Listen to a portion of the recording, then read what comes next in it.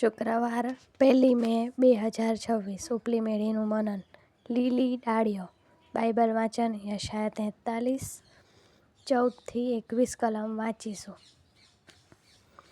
તારો ઉદ્ધાર કરનાર ઇઝરાયેલનો પવિત્ર દેવ યહોવા એવું કહે છે કે તારે માટે મેં સૈન્યને બાબિલ મોકલ્યું છે અને હું સર્વને એટલે તેઓના મોજ કરવાના વહાણોમાં ખાલદીઓને નાસી જનારની પેઠે પાડી નાખીશ. હું યહોવા તમારો પવિત્ર દેવ, ઇઝરાયેલને ઉત્પન્ન કરનાર તમારો રાજા છું. જે યહોવા સમુદ્રમાં માર્ગ ને જબરા પાણીમાં રસ્તો કરી આપે છે, જે રથ તથા ઘોડાને, લશ્કરને તથા શૂરવીરોને બહાર લાવે છે, તે હું છું. તેઓ ભેગા સૂઈ જાય છે, તેઓ ફરી ઉઠશે નહીં. તેઓ બુઝાય છે, તેઓ દિવેટની પેઠે હોલવાય છે.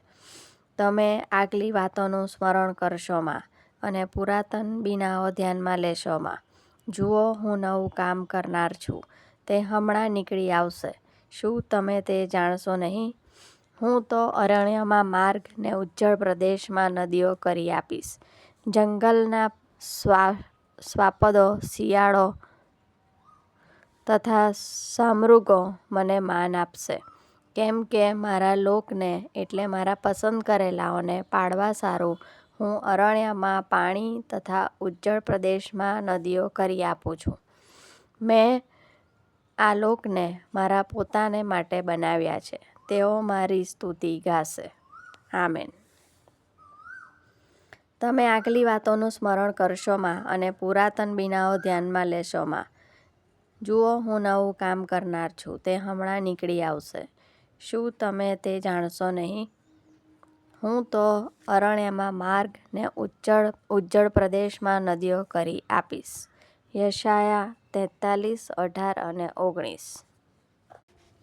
મારા પતિ અને મને જંગલમાં ફરવાનું ગમે છે.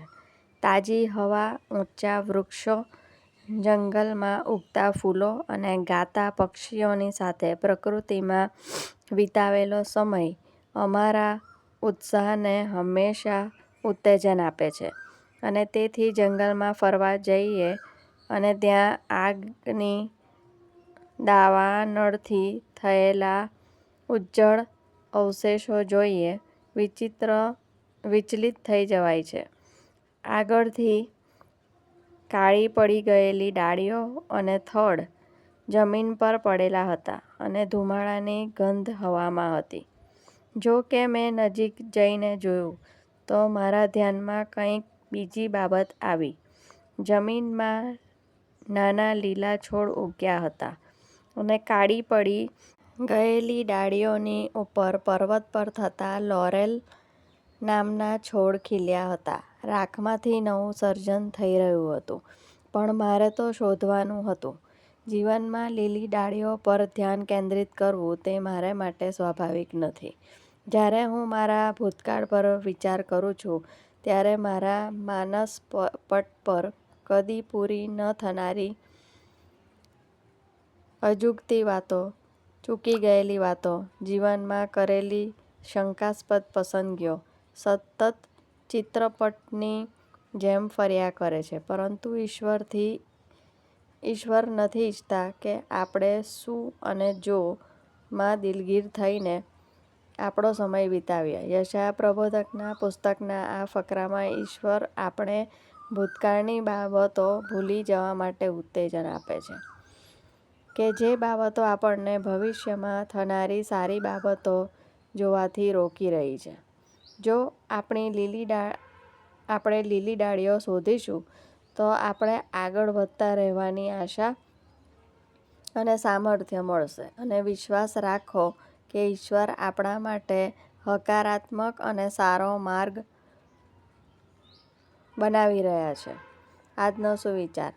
આજે ઈશ્વર મારા માટે તૈયાર કરી રાખેલી સારી બાબતો હું શોધીશ. મધ્યસ્થી. ઈશ્વરની હાજરીમાં આશા શોધવા માટે. પ્રાર્થના. કૃપાળુ ઈશ્વર, તમે અમારી આગળ જાઓ છો અને હંમેશા અમારી સાથે છો. તમે અમારા ભવિષ્ય માટે સારી બાબતો રાખી મૂકી છે. તેના પર ધ્યાન કેન્દ્રિત કરવાનું યાદ કરવા બદલ આભાર. પ્રભુ ઈસુના નામમાં આમેન.